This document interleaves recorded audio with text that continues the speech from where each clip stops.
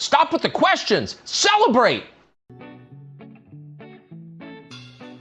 And then they say, is Donald Trump an intellectual? Trust me, I'm like a smart person. Yosemite's one of the wettest we've ever seen from the standpoint of water. Mike Lindell's a conspiracy. But you haven't. Person, woman, man, camera, TV. They said nobody gets it in order. It's actually not that easy, but for me it was easy. Amazing. He can't sit down. He's got a burning in his butthole. He's got a fire. He's got a flame coming out of his butthole. Big, massive dumps. Oh, I have a term for that. I call it corporate communism. Somebody sent me a thing this morning where they're talking about putting the vaccine into salad dressing. You see, this is a simple meme that you would find on the internet, but this meme is very real. You ain't seen nothing yet until you see the flaming butthole. Putting us on our knees to China. Now witness the firepower of this fully armed and operational battle station. There's insanity in the control room.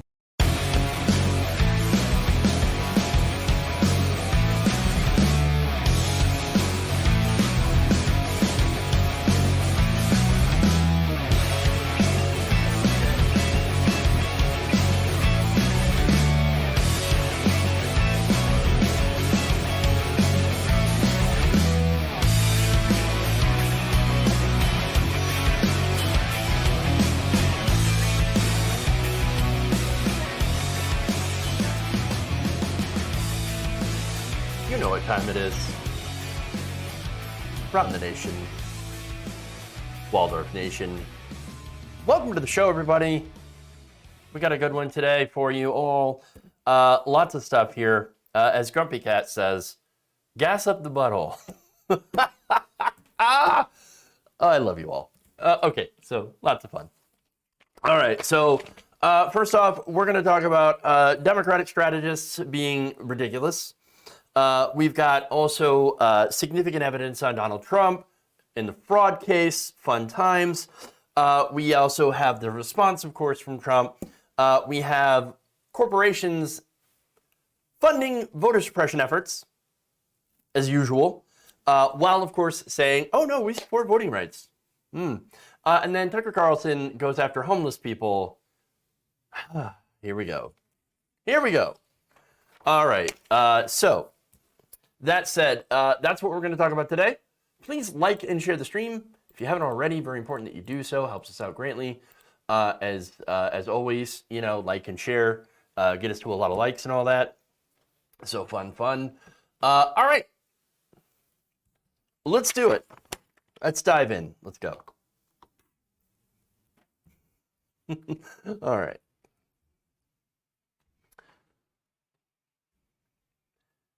A Democratic strategist says that voters need to stop expecting Democrats to do things. See, it's not that Democratic leadership is a problem in the fact that it's beholden to donors. No. It's a follower problem. It's a voter problem. Oh, well, that's interesting. So now this comes after a member of the King family, Andrea Waters King, criticized Democratic leadership for not prioritizing something that is valuable, should be valuable to the entire Democratic Party, and that's voting rights. Voting rights, very, very important. If people can't get to the polls, people can't actually vote for politicians in order to have those politicians do things. So now, here's what she said, quote, "What we've seen with President Biden is what happens when he puts his full force and power behind an issue like infrastructure." She told Politico, "What we want to see is that same power and passion being put behind voting rights." And again, I think that's incredibly important. Yes, you have to stop Republican voter suppression measures.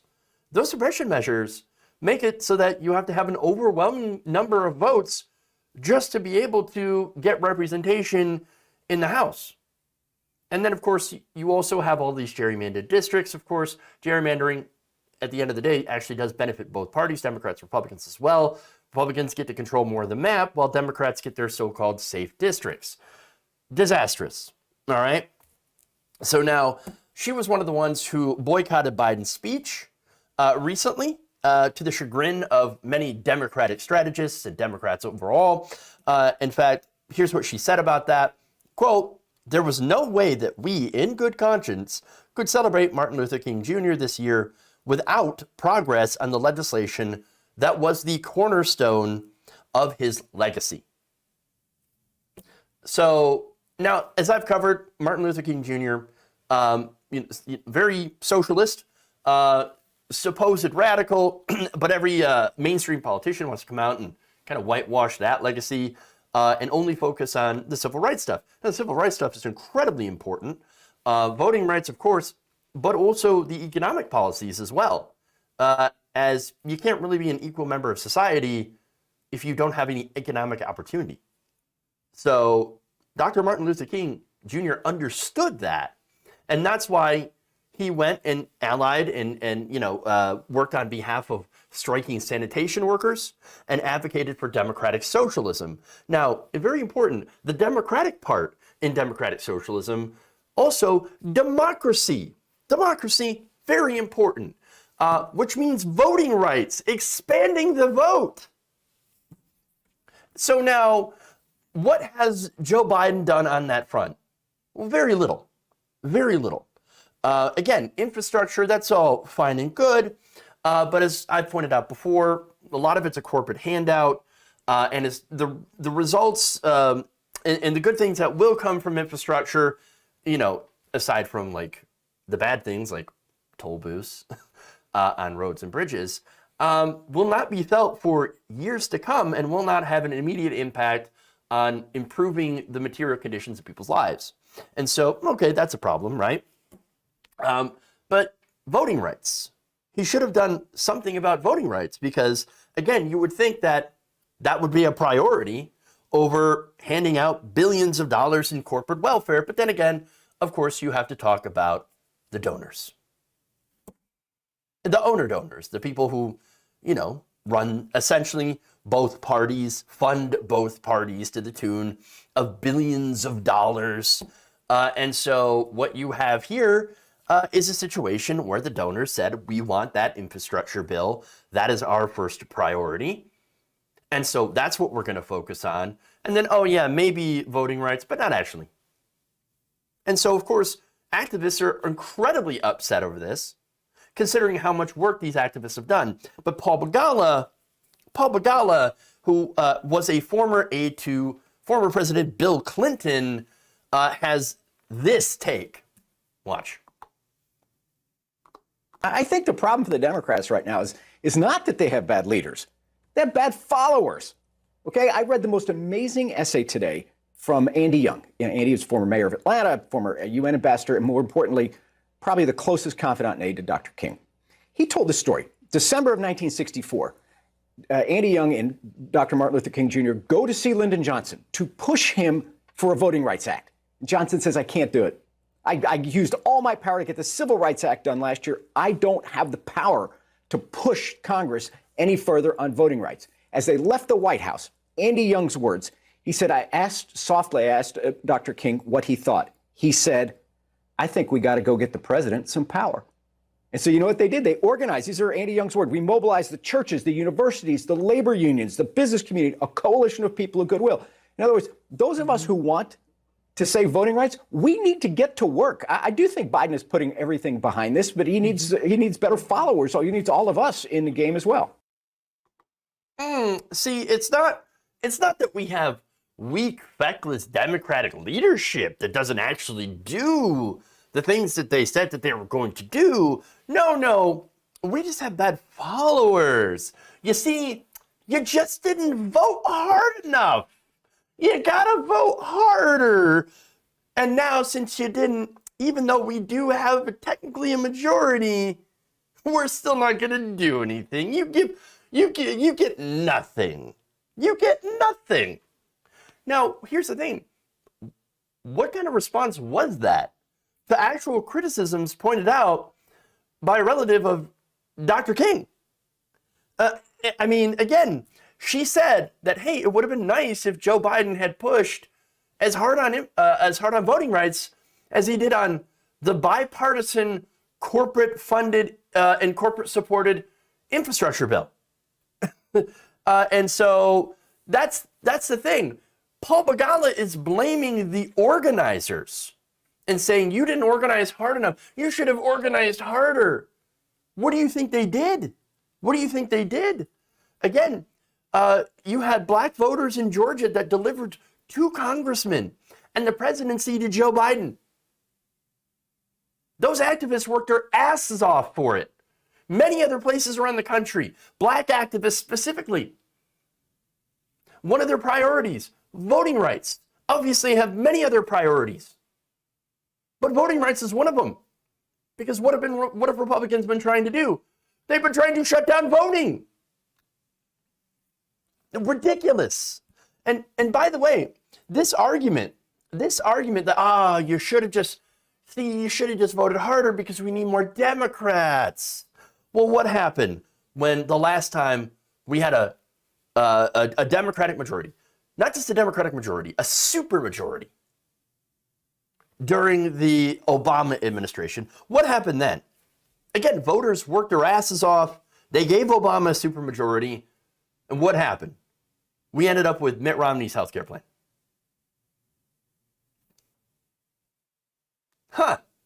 So we ended up with the Heritage Foundation created health care plan enacted by Mitt Romney.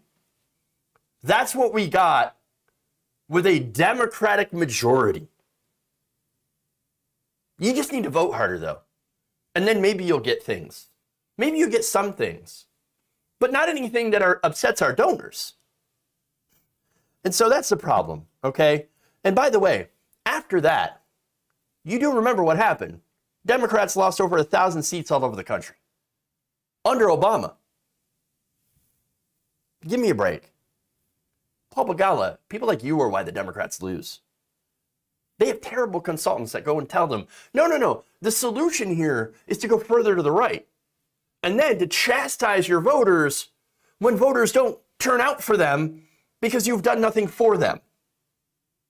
See, I don't know, like, they keep telling us, hey, you got to turn out for Democrats. You got to turn out for Democrats because then we can get all this stuff done. And then when they do, Democrats go, oops, oh, sorry, Lucy with the football. We're just not going to do it. Parliamentarian. It's parliamentarian. It's their fault.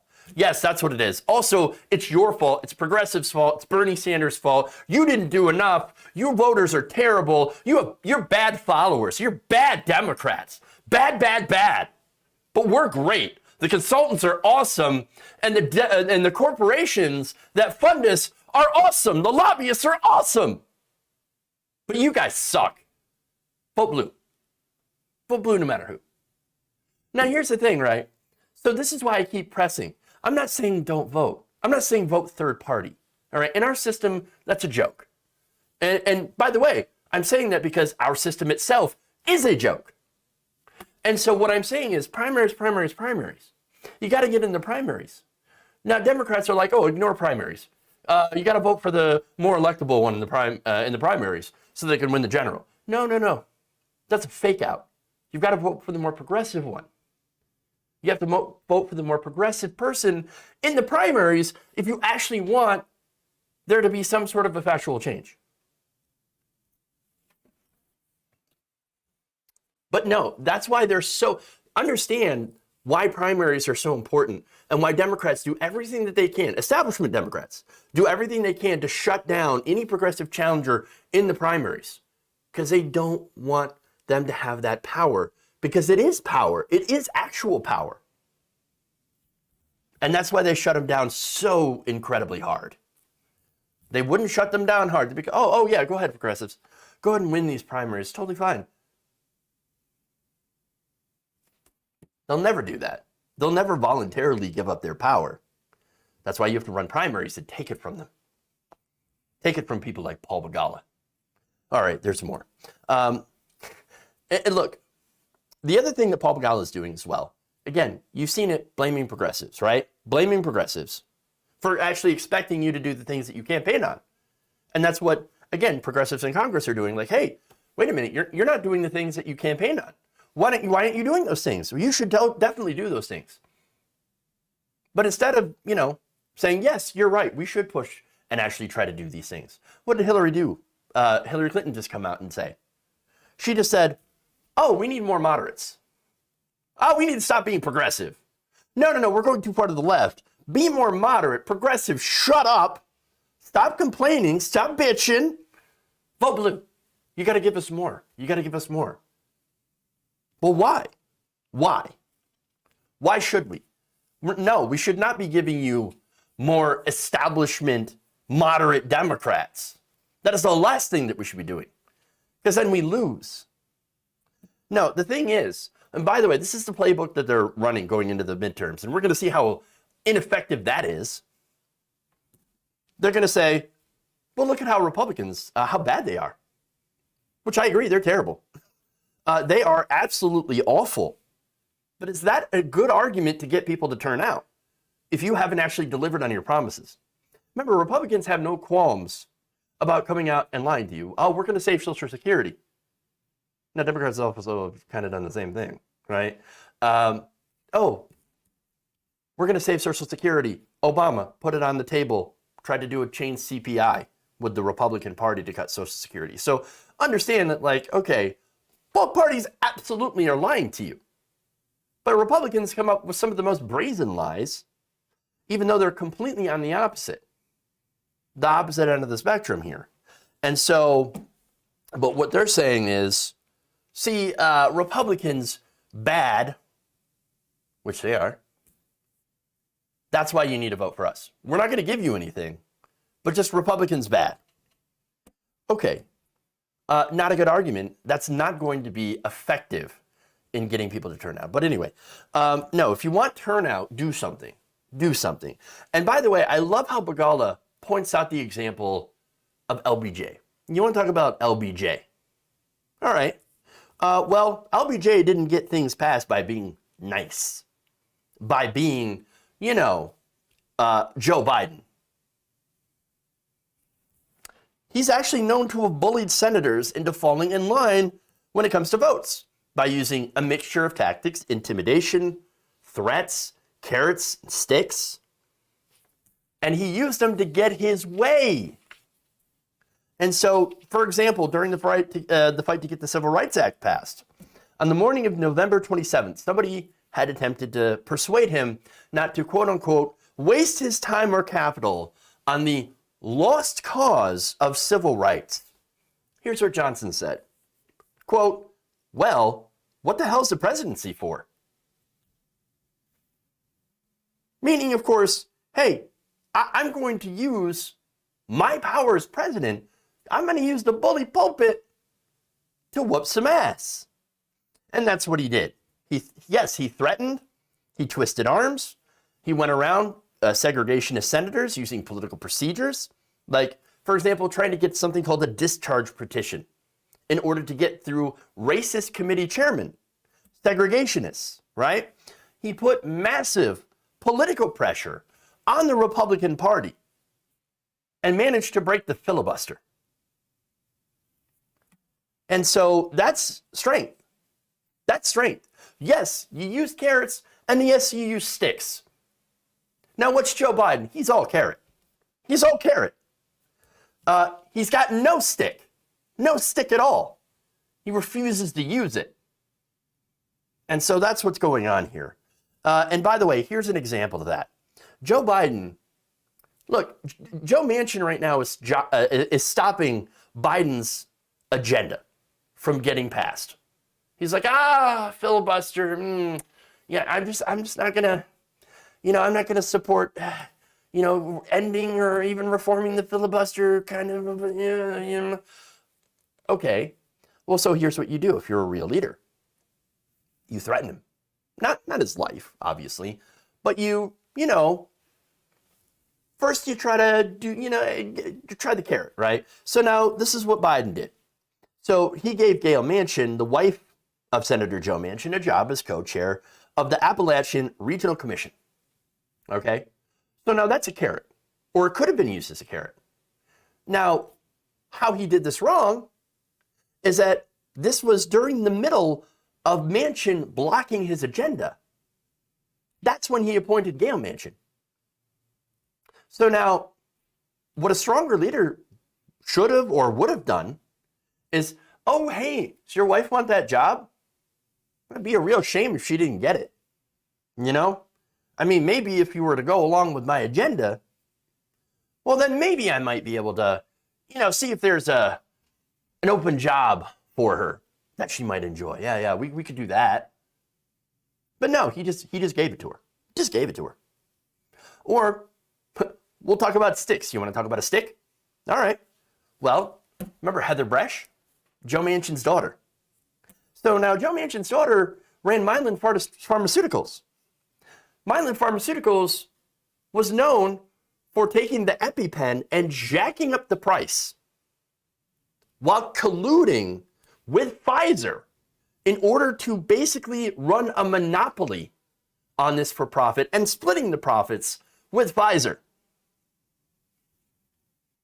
Now her company, that company Mylan, ended up actually merging with a part of Pfizer into a brand new company. And she got a $37 million golden parachute from that deal. Now, if I were Joe Biden, I think, hey, that seems a little strange. You did some collusion? Huh, very strange. Maybe I should have the Justice Department to look into this. Ripping off consumers, even the Consumer Financial Protection Bureau. You might want to get onto that. See if there was some criminal activity or some foul play here. Maybe we could do that, or you could play ball. I don't know, maybe. Look, understand that, when it comes to politics, this is not about softball. It's about hardball. You want to get things done, you got to break a few eggs. You got to step on some toes, you got to make some enemies. That's what you have to do. And you got to learn how to wield power. Now, Joe Biden is either too weak to do that, or he doesn't want to. Or he just doesn't want to. Because he's in the pocket of the donors. I don't know. Very likely, though. Very likely. But see, people like Paul Begala, they want us to believe that, no, it's not a leadership problem. It's not an us problem, us being the donor and consultant classes. No, it's a you problem. It's all your fault. Stop expecting things. You damn voters, you just want too much. You just want too much. They do not realize, or maybe they do, that they're enabling the fascist authoritarian right wing to steamroll all over them and take over the country. Maybe they think, I don't know, as long as we're rich, we can still run if the fascists come for us. I don't know. Hell with everybody else. Not sure if that's the case or if just incredibly stupid. Either way, not good for America. All right. Let's move on to Trump.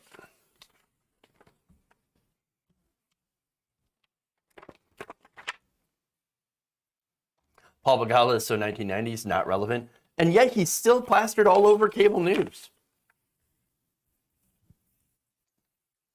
Weird how that works out. I mean, yeah, if I had it my way, people like Paul Begala would never be on cable news. Same with people like, I can't think of that guy's name now. So I'll just move on. Bad with names. Good with policy, though. All right, let's move on. Forget about it. Go to Trump.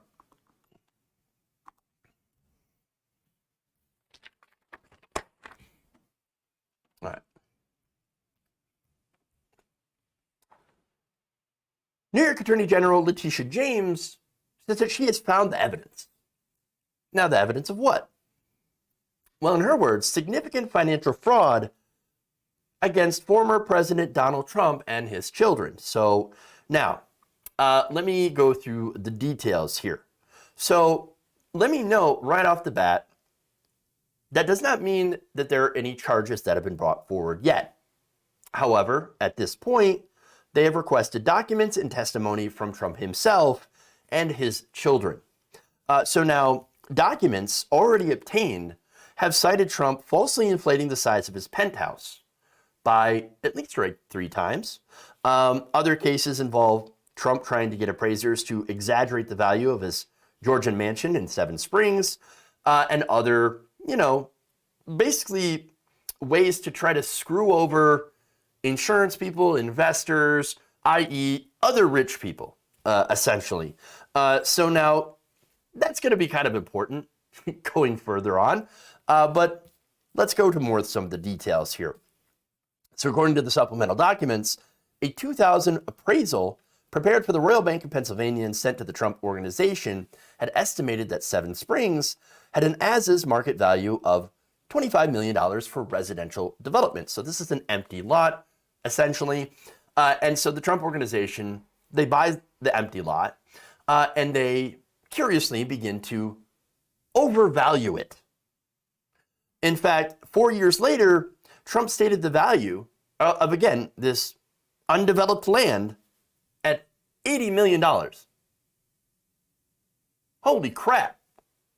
Oh, but it gets worse. In 2007, he then stated the value at $200 million. In 2009, the value went up to $251 million, which is ironically right after the real estate crash. And then 2012 to 2014, the stated value of this still undeveloped land, some of which was supposed to have been given away, was now at $291 million. Stated, by the way, not actual value. So now the 2012 through 2014 statements of financial condition reported value for the Seven Springs at $291 million and asserted that this property is zoned for 9 luxurious homes that have more or less not been built yet. So now the Trump Organization says, well, it's because we're basing it on the value of things that we haven't built yet, but we're going to build. We're going to build it. We'll build it and then they'll come. And then it'll be worth that, but we're already claiming that it's worth that now. Well, that's fraud. Now there's more. Each financial statement asserted that the valuation was based on an assessment made by Mr. Trump in conjunction with his associates of the projected net cash flow, which he would derive as those units are constructed and sold, in the estimated fair value of the existing mansion and other buildings. Mr. McConney, Senior Vice President and Controller of the Trump Organization, testified that this valuation includes the full amount that would be generated from the sale of the non-existent homes, without taking into account the years it would take to construct infrastructure, build homes, obtain necessary approvals, and sell the number of homes identified in the supporting data. He provided similar testimony with regard to the 2013 and 2014 valuations. So now, according to appraisers, these valuations were way off. The entire property, including the undeveloped land and the existing buildings, as of December 1st, 2015, was only worth about $56.5 million. Oops. Now, when asked about this discrepancy in the stated filings, Eric Trump, who along with Donald Trump Jr., who runs the organization, right? Eric Trump was questioned for about 6 hours. Do you know how many times he used the Fifth Amendment? Over 500 times. I plead the Fifth. I plead the Fifth. I don't want to incriminate myself. 500 times. Interesting. So obviously, he seems to know something. Now, you also have Ivanka Trump, who's also named. According to the documents, Ms. Trump had caused misleading financial statements to be submitted. These documents, of course, raise a lot of questions, obviously because the stated value, way more than the appraised value. And so now James filed a motion to compel testimony and obtain document from Trump and his 2 eldest children in this case. Now, a source familiar with the investigation told the Rolling Stone that the evidence was, quote unquote, strong. The key thing here is this new information demonstrates that Trump and his family are personally implicated in this fraud. So now, based on this information, I'm going to draw a couple of conclusions. right? So first thing, of course he did the fraud. Like, are you kidding? Of course. It's very, very obvious. Yes.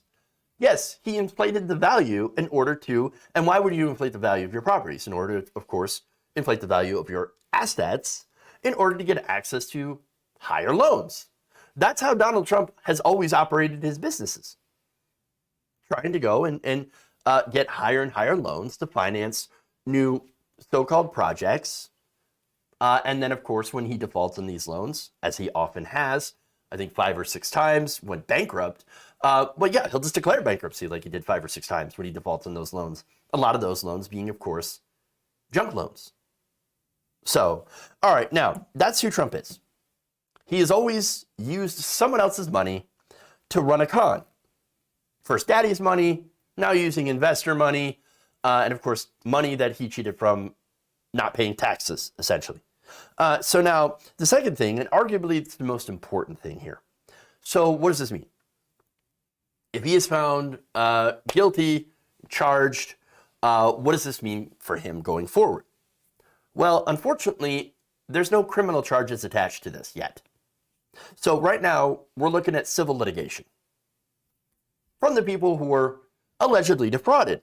So again, that includes lenders, banks, insurance brokers. So again, is essentially rich people.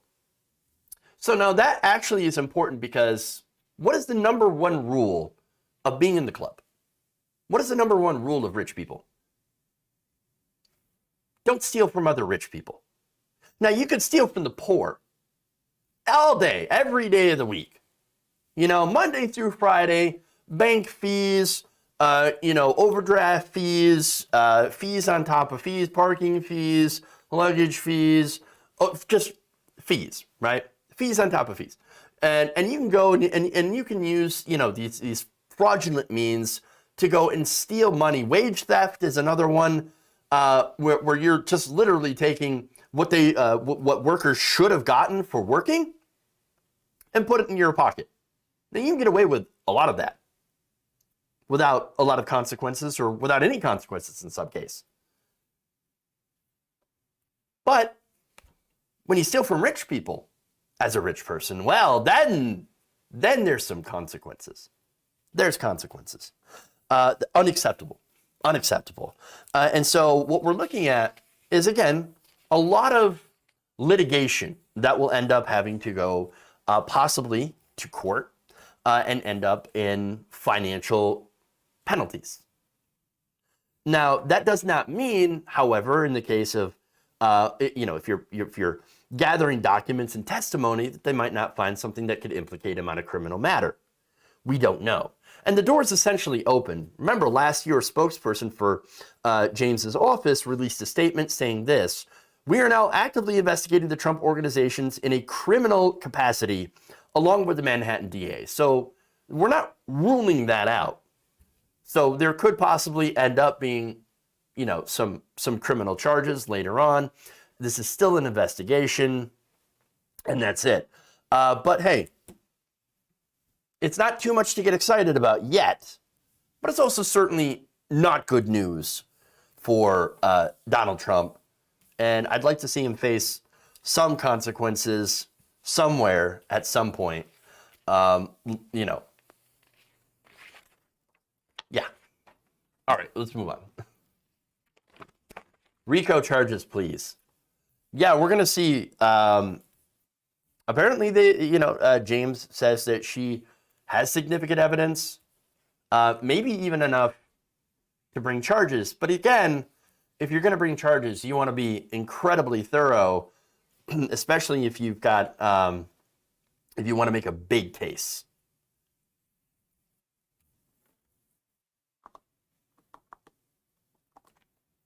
All right.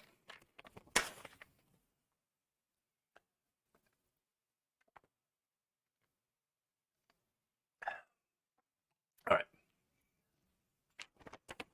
So let's get to the response.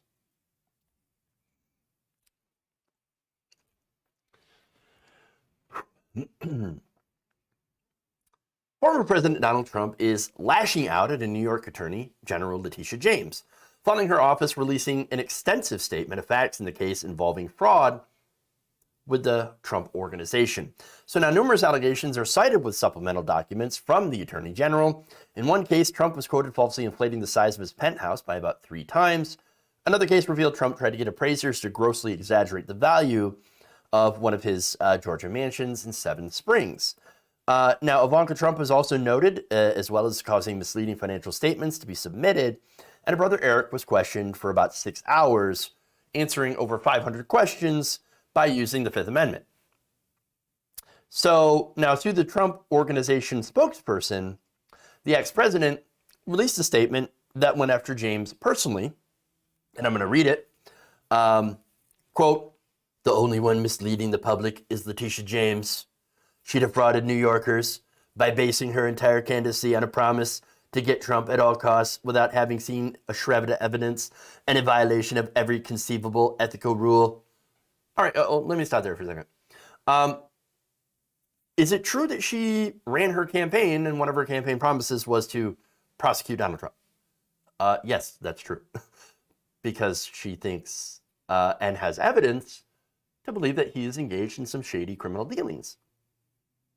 So wait, how did she defraud New Yorkers when they voted for her, partly based, and I'm just guessing on that part, but partly based on, oh, you're going to try to hold Trump accountable. Great, wonderful. Yes, we're absolutely going to vote for her. But here's the thing, right? Shred of evidence, she has the evidence. Okay, anyway, moving on. 3 years later, she is now faced with the stark reality that she has no case.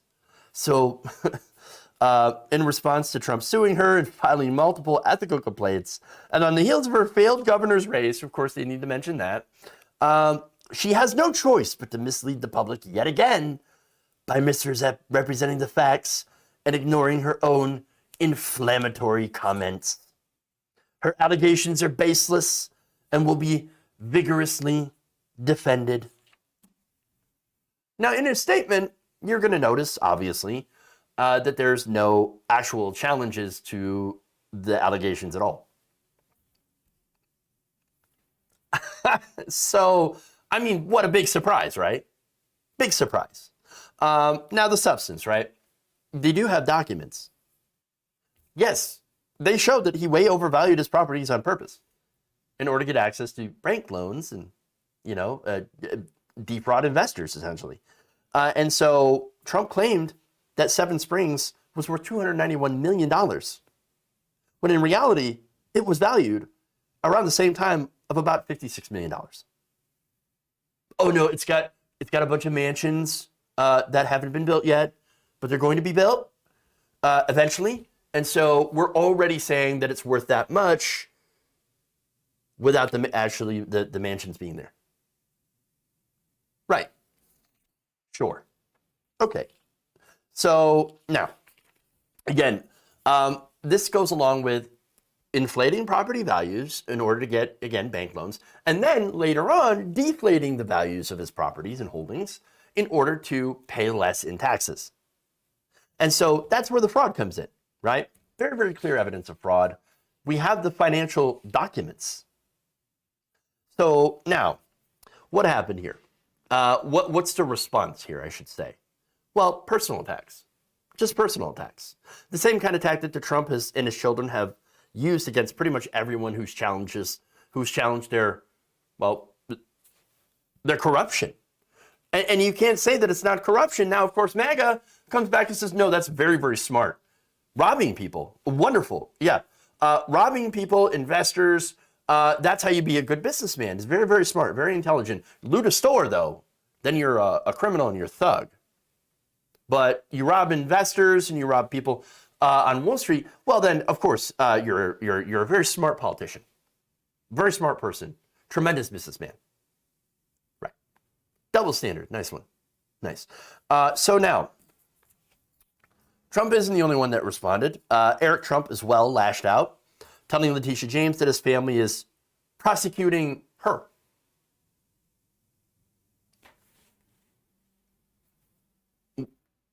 What?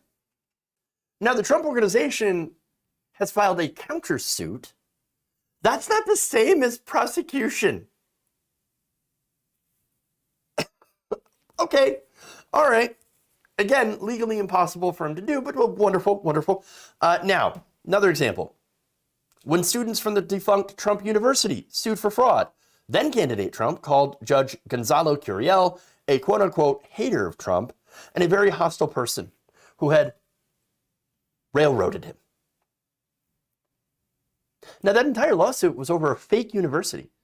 Again, literally a fake university, not accredited at all. I offered no degrees. What it did is that it sold seminars that were expensive. They also claim that students gave 98% favorable reviews to the program. But in order to graduate, Trump University employees had pressured the students to give them those favorable reviews and actually told them that they had to fill out those forms in order to get their graduation certificates. He also claimed that he had handpicked the Trump University instructors. Later on, he testified in 2012 that he had never selected instructors for the program. Look, the National Review, even the conservative National Review, took a look at this and wrote an article describing this as a massive scam, because that's absolutely what it was. Now, in another incident, Trump had also mocked Dr. Christine Blasey Ford for not remembering details about the night of her alleged assault 36 years ago in front of a Mississippi campaign rally. You remember Brett Kavanaugh. Hey, I like beer. I drink beer. I like beer. I had some beer. And then, I don't remember doing rape, though.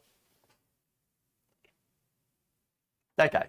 Like a rapist on the Supreme Court. Wonderful. Absolutely wonderful. So that's what we have. And he mocked this woman, this survivor, over her story. So this is what they do. They lob insults back and forth at people for trying to disrupt their scams, calling out their scams. So it's incredibly juvenile. Now, the one thing that I can gather from this is the fact that they have absolutely no defense. They know they're criminals, and they're just using deflection, which unfortunately, MAGA eats it up. And hopefully nobody else does, because that's their only defense is going on the attack. And, I hope it doesn't work. I hope the Trump family finally faces some accountability for the scams that they've been running over these years. Okay. Moving on.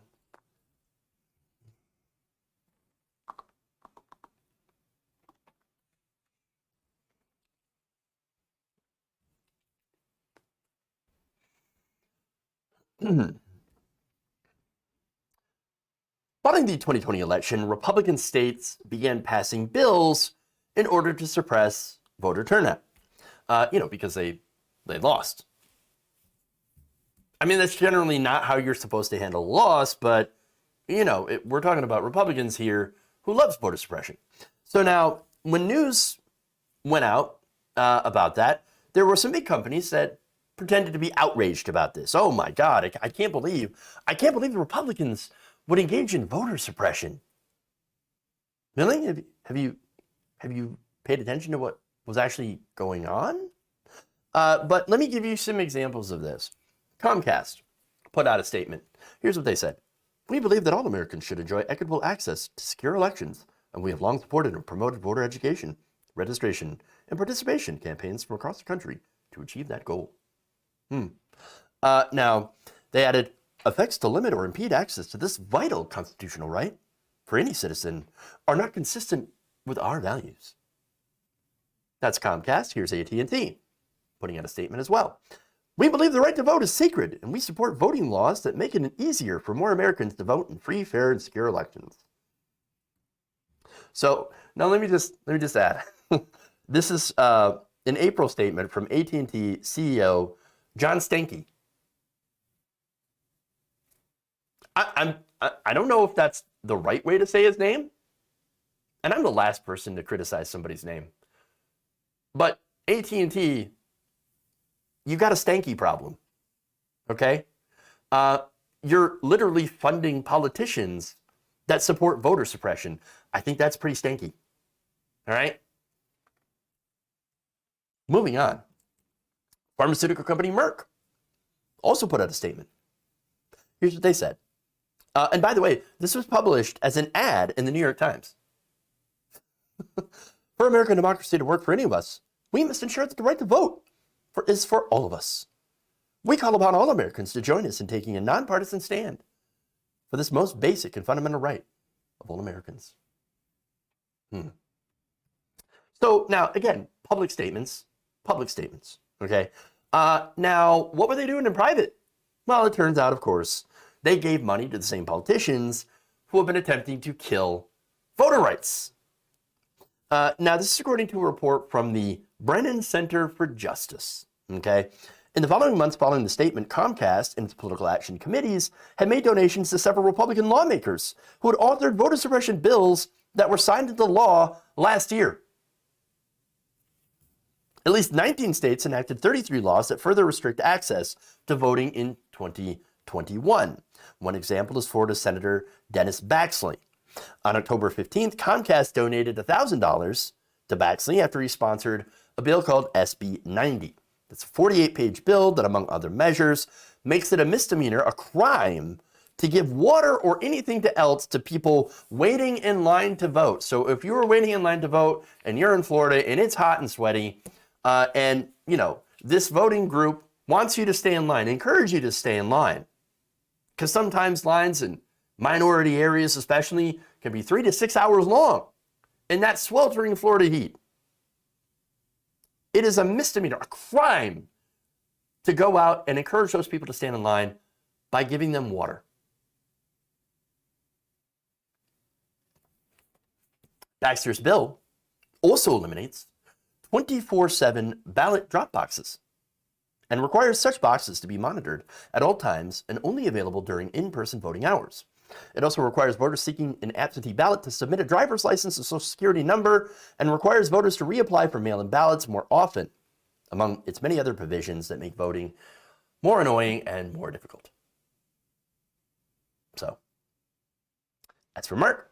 Merck also donated $1,000 in September to Florida's Baxley and $1,000 in October to Texas Republican State Senator Lois Kochhorst, the primary sponsor of one of the state's 2 new voter suppression laws and a co-sponsor of another one. JP Morgan Chase also donated to a co-sponsor of Texas SB 1, giving $1,000 to its PAC, from its PAC, to Senator Dawn Buckingham in September. JP Morgan Chase CEO Jamie Dimon released a statement in March saying that as state capitals debate election laws, we believe voting must be accessible and equitable, and that we regularly encourage our employees to exercise their fundamental right to vote, and we stand against efforts that may prevent them from being able to do so. Yes. Other companies and organizations that donated to the sponsors of Brennan Center identified state voter suppression measures after publicly denouncing them earlier this year, included General Motors, and here's a surprising twist, Planned Parenthood. Now, that's not a name I thought I'd hear. Planned Parenthood. Now, I generally agree and like the things that Planned Parenthood does. The services that they protect and acts, and make sure that they, that people have access to said services. And I think their role in guaranteeing and protecting women's, rights is a good thing. However, apparently they're also funding some bad things. So let me give you the details, right? Now, Planned Parenthood PACs had contributed to Democratic New York senators who would co-sponsor a bill that shortens the window for applying for a mail-in ballot. Again, making voting a little bit more annoying and inaccessible.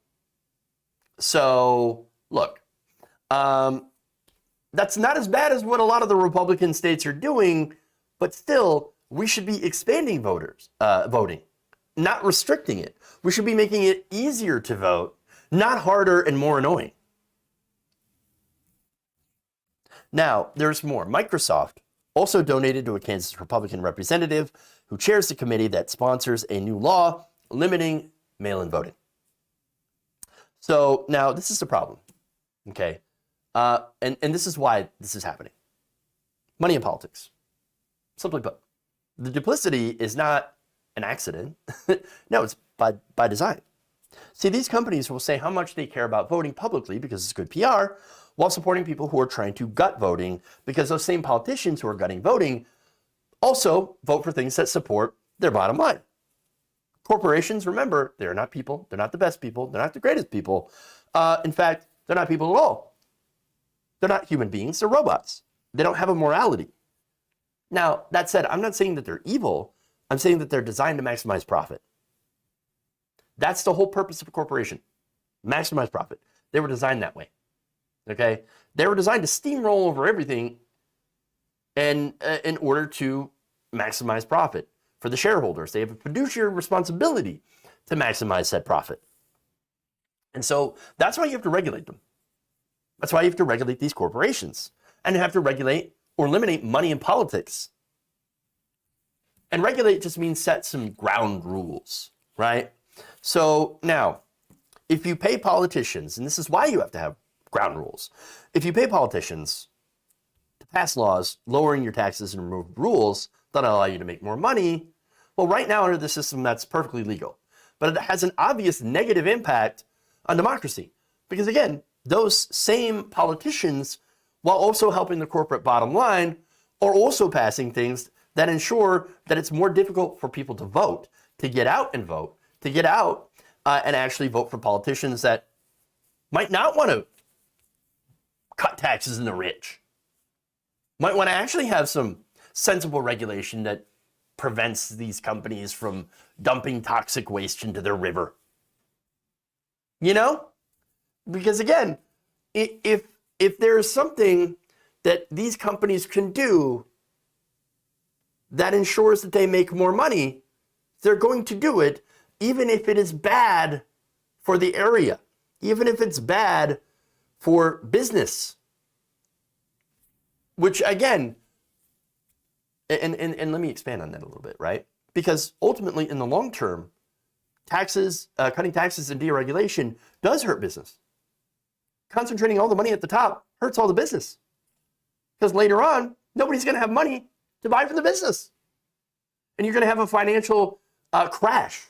You're going to have destruction, economic devastation, and human devastation.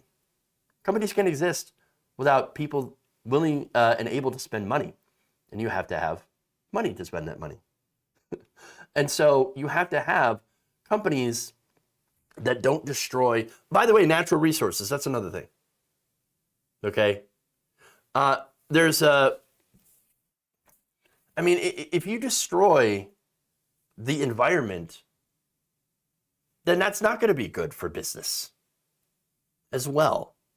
And so if you taint the river that you're getting water from, or that your customers are getting water from, and you kill them, well, that's not going to help. And so again, that's why you have to have rules. You need to have rules. All right. So if you don't set rules, they're going to do whatever they want. And that includes bribing politicians. And what that has to do with voting rights, of course, is again, the same politicians who are killing the right to vote are helping these corporations. And so they're going to continue funding these corporations. And that's it. Okay? So very, very simple. Very simple. So now Comcast is a great example. Comcast has a regional monopoly. Okay? So now their regional monopoly is over part of the United States. These monopolies are allowed by feckless and corrupt politicians on both sides. And they're allowed to jack up the prices much higher than in other countries for the same services. And the United States, by the way, among developed countries, actually has, again, in the case of internet service, really, really poor broadband speeds. And it's not equitable. We rank 13th in the world for internet speed. Most of the country doesn't even have access to the minimum broadband speeds. Plus, we end up paying more in this country than anyone else for less speed. And you can apply that to healthcare as well. We get less healthcare, less quality of care, less access to care, but we pay double the price. We pay more than pretty much anyone else. Prescription drugs, we pay twice as much than anyone else, than any other country. It's because we have these monopolies. And it's because we have this business. It's because we have corporations that have bought the government. And that's, again, the influence of money in politics, the result of money in politics. And so, yes, these companies were going to continue to give Congress legal campaign bribes as long as they support their financial gains, even if they also get it by killing voting rights, or even, Congress members who support literal insurrection. Doesn't matter. They're also giving money to people who supported January 6th. The point is, the lesson here is money always wins, which is why we need to get the money out of politics. Okay.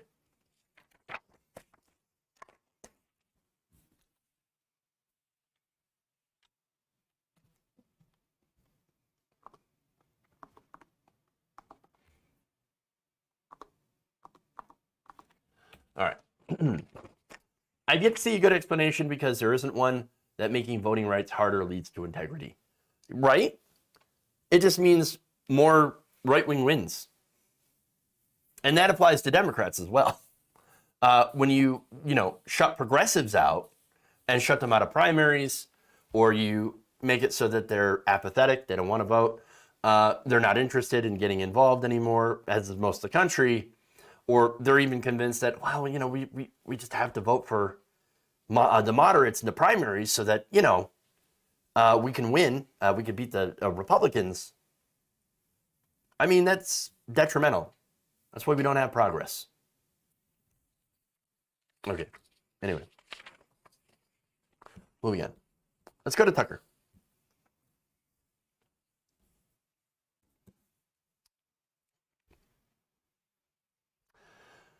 Tucker Carlson is attacking homeless people.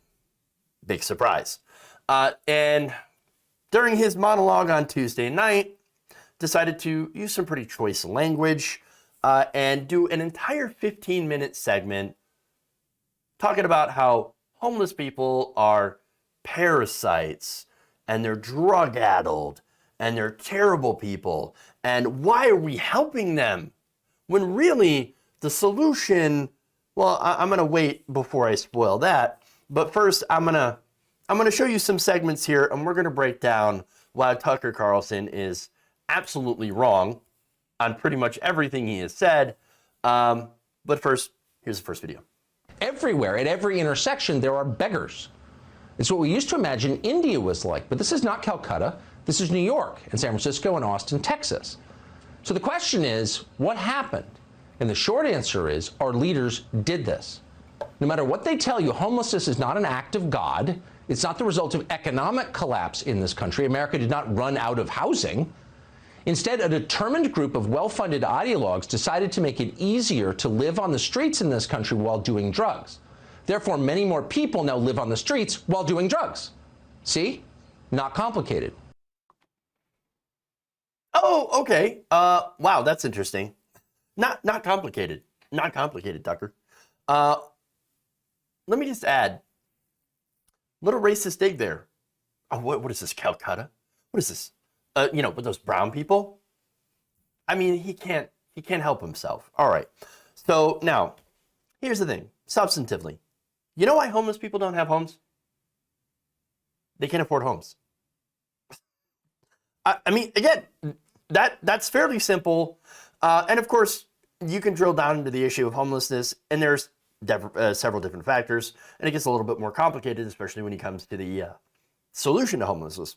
But the very basic thing is they can't afford homes. That's why they're homeless. In fact, according to the National Law Center on Homelessness and Poverty, insufficient income and lack of affordable housing are the leading causes of homelessness. So if you don't have money, or even if you do have money and home prices are too expensive, you become homeless. Huh, weird. Now, in fact, more stats for you. In 2012, 10.3 million renters, approximately 1 in 4, were classified as people with extremely low income. Now, in that same year, there were only 5.8 million rental units affordable to the more than 10 million people identified as extremely low income. Additionally, only 31 out of every 100 of those affordable units were actually available to them. And so now, obviously, that's an issue. There's a lot of demand for affordable housing, but again, you don't have enough people who can access and actually use that affordable housing, which means it's unaffordable. Interesting. Now, you might wonder, okay, why do they have a low income? Well, they must not have jobs, right? No, it's because the federal minimum wage hasn't increased from $7.25, while you have homes, their prices that have skyrocketed. In fact, according to a Bankrate analysis of data from the National Association of Home Builders / Wells Fargo Housing Opportunity Index, in the last decade alone, the median home price rose by roughly 30%, while incomes only went up by about 11% over the same time period.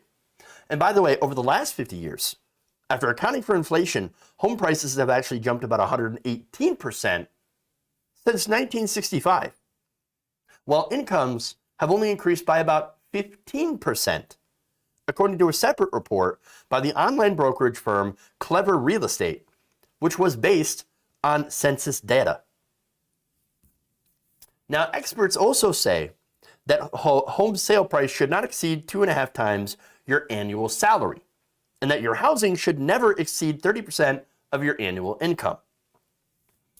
But as I'm going to point out, that's actually really hard to do in these days. And so now Tucker Carlson, in his segment, in his monologue, goes on about, look at San Francisco, look at New York, look at the homeless people here. God, these damn homeless people everywhere doing drugs. Well, of America's 50 most populated cities, only 6 of them had a healthy price-to-income ratio at or below 2.6. Now, of course, it should only be about 2.5 times your annual salary, right? These are 2.6.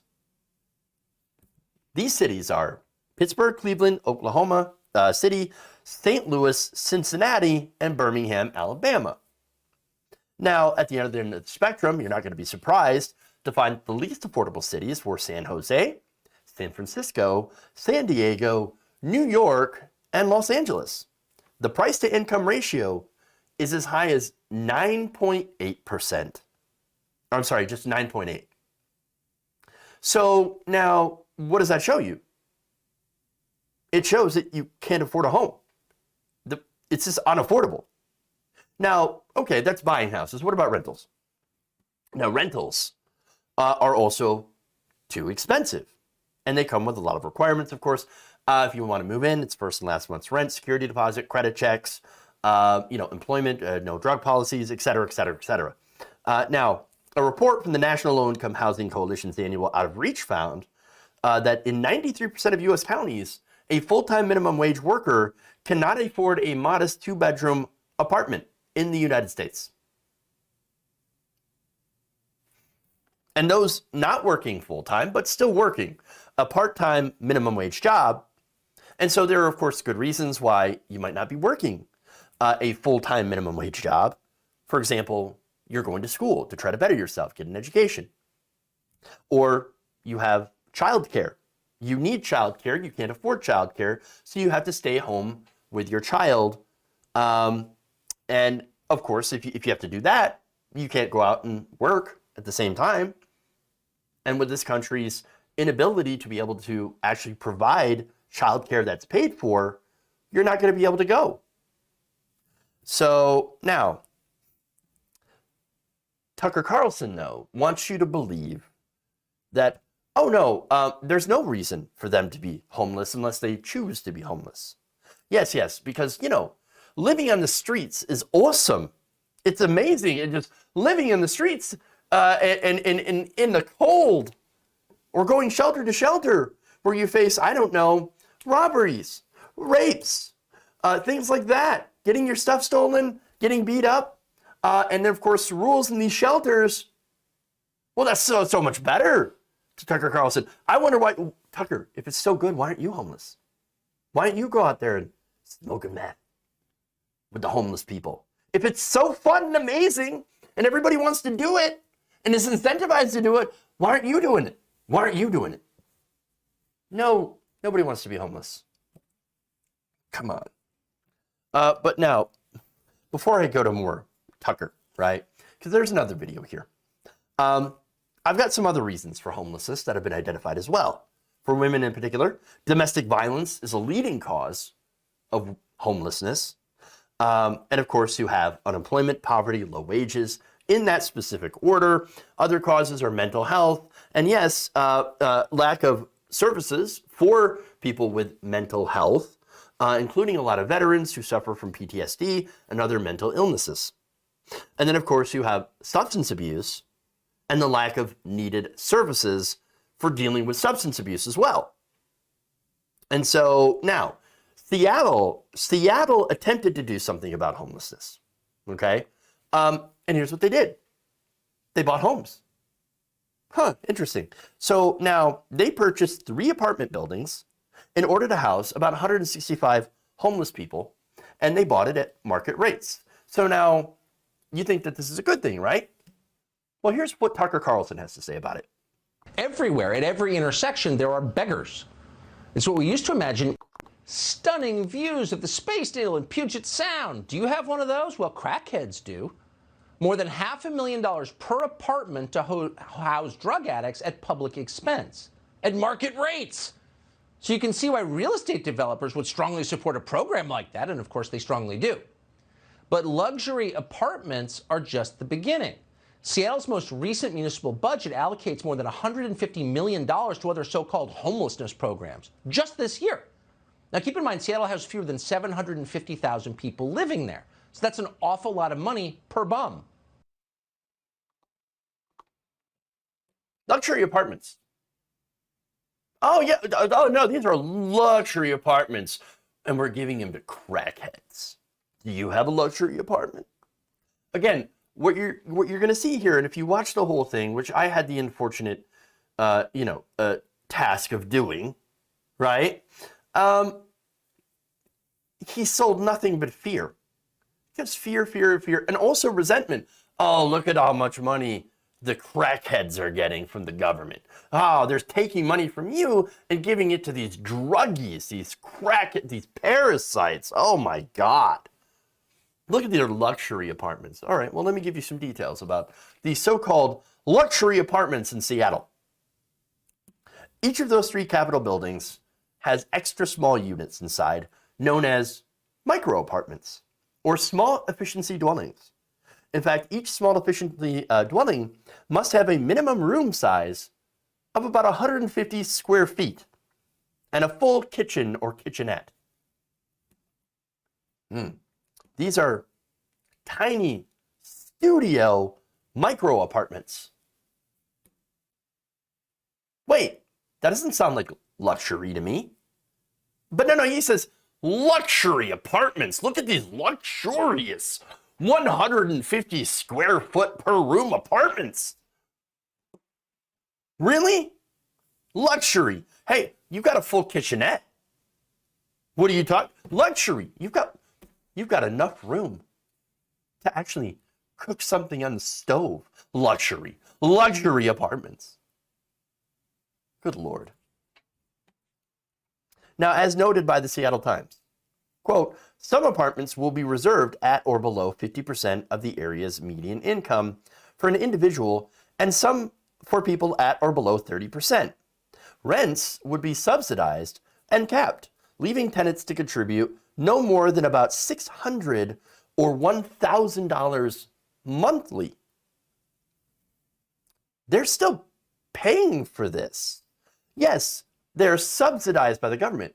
That still means that people living there have to pay rent, just not as much. Again, the median rent for the studio apartment in Seattle is about $1,500. So having almost, at most, $900 knocked off, well, it still makes it so you still have to, yes, pay rent.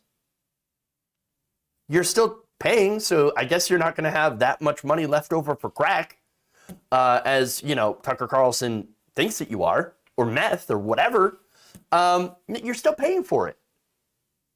Complete and utter lies. He wants you to believe that the city of Seattle is just giving these apartments out to bums. Oh, look at all this money. We spent so much money building these apartments for bums. That's what we're doing here. And so, you know, that's why we need to stop, obviously. Because look at how much money we're giving them. So now, obviously, this is incredibly lazy so-called journalism. But of course, what do you expect from Tucker Carlson? He's not there to do journalism. He's there to push a narrative. He's there to push fear-mongering. Okay? And so, again, 15 minutes full of fear-mongering about homeless people and how they're dirty and they're disgusting, how they're lazy, drug-addled parasites, and then went on to claim that policy that is aimed to reduce homelessness hasn't reduced it at all. In fact, he says this, quote, "The city's priorities could not be clearer than that. You lavish money on the least productive, most antisocial parasites in our society, and you punish Americans who work for a living." Got it? No, I don't got it. And of course, he goes through and he cites, homeless people that have murdered a couple of people or just beat them up. Random homeless people. Oh, yes. So since that happens, does that mean all homeless people are murderers or drug-addled? No. You know how many homeless people work? Nearly half of all homeless people have earnings from formal employment, according to the annual HUD homelessness report. Over 40%. So, come on. Yes, a large amount of homeless people do work. Well, then why are they homeless? Well, because they can't afford it. They can't afford to get a home.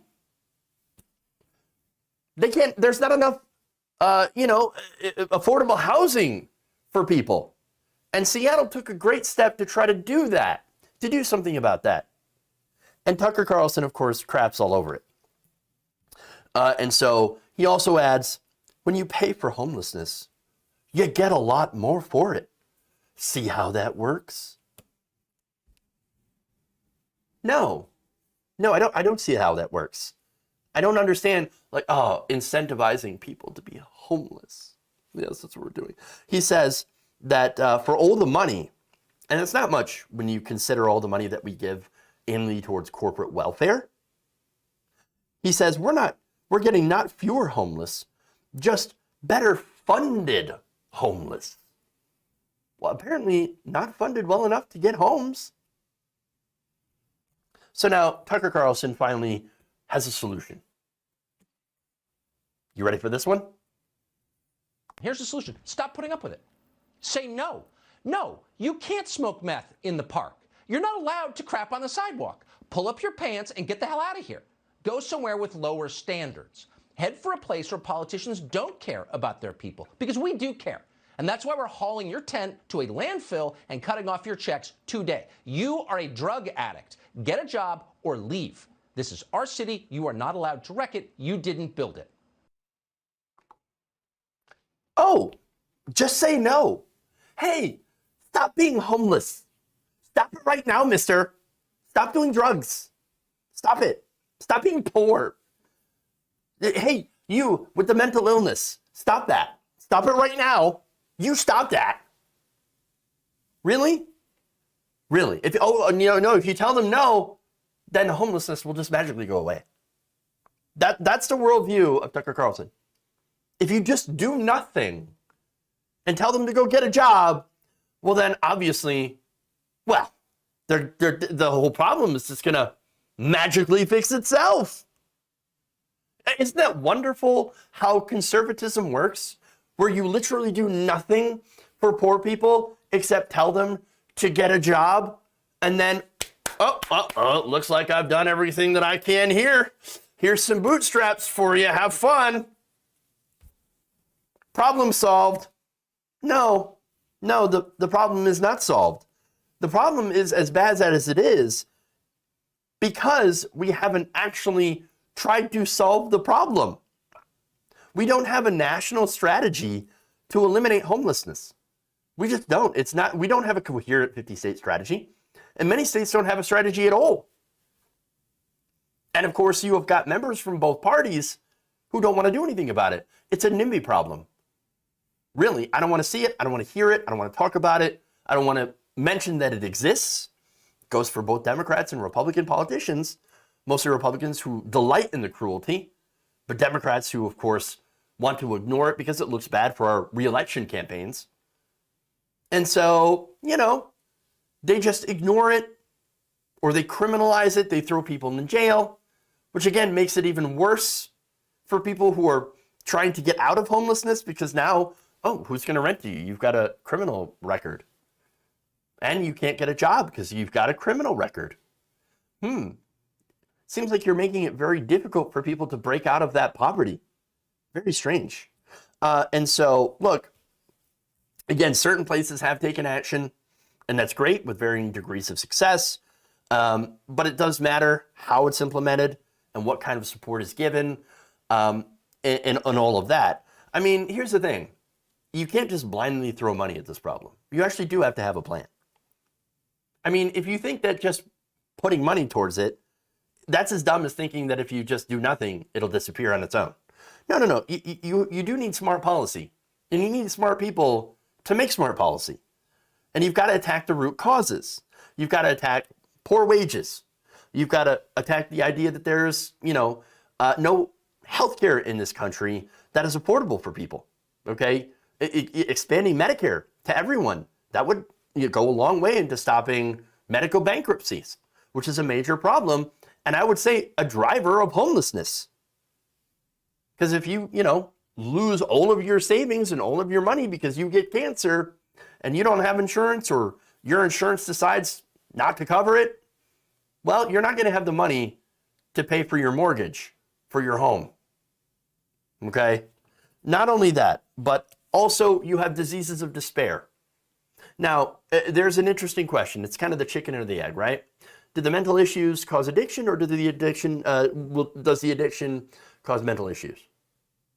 Right? There's that. And so, or I should say, certainly what feeds the addiction more. Okay? And of course, you also have the issue of the drug war. You have drugs coming in, and a lot of them also from pharmaceutical companies as well, that have been emboldened by the drug war because it feeds the desire and the appetite for these illicit drugs. And not only that, but you have, again, the issues of housing that's unaffordable. You have gentrification that's pushing people out of the cities. The tech bros come in and, these big companies, and they raise the prices of homes.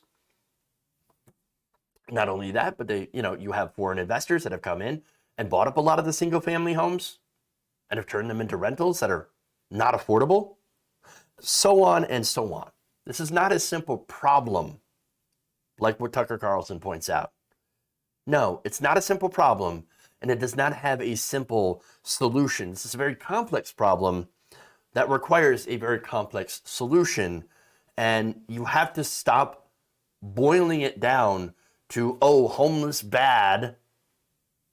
They're, bad because they made mistakes or whatever and don't deserve compassion and don't deserve help. You've got to stop thinking in that, in that way. And you've got to stop listening to people like Tucker Carlson who only use this as a way to fearmonger against people who, yes, may have mental issues, may have made some mistakes, but ultimately are still human beings and deserve dignity and respect.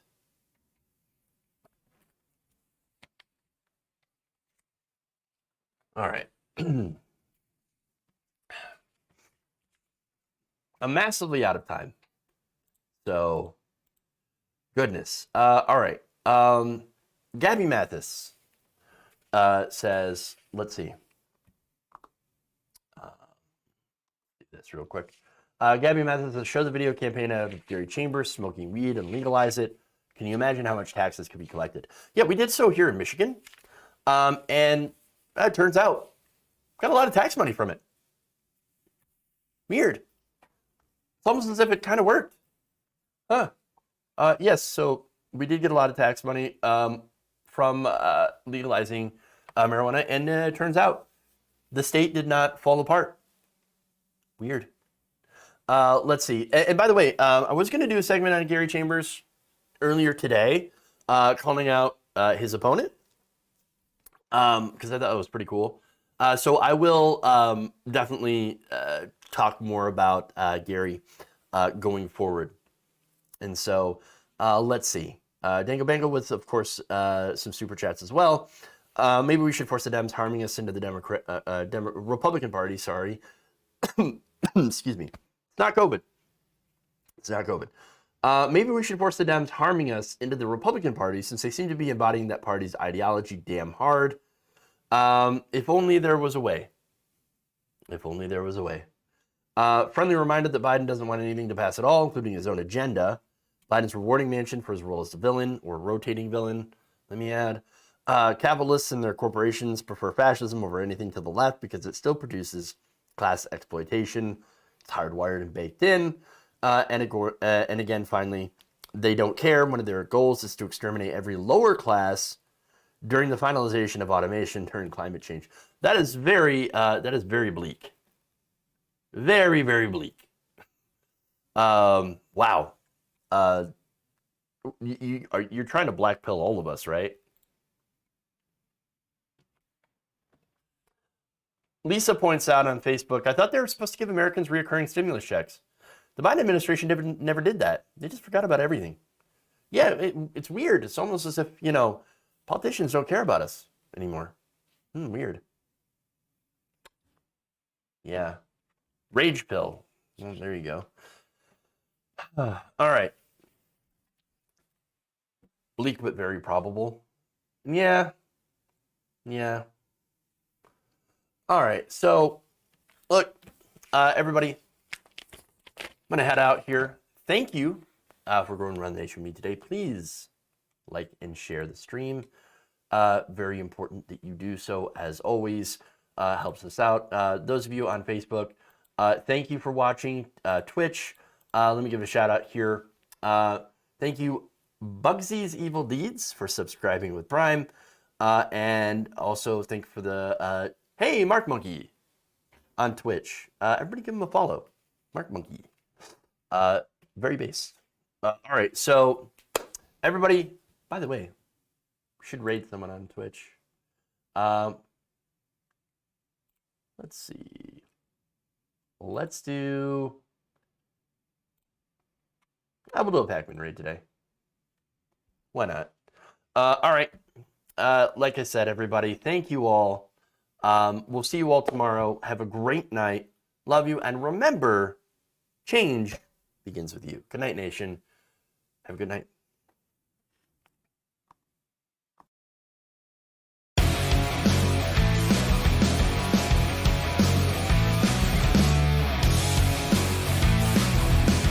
I will eat your ass.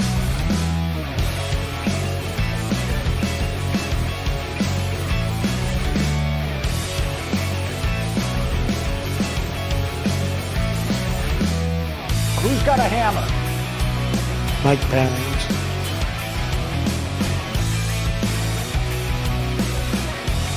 Tighten up my knee. I like my knee tight.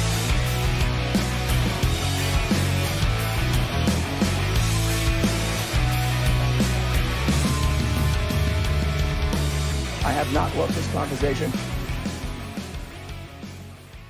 They're kicking me out the door. They're kicking me out the door.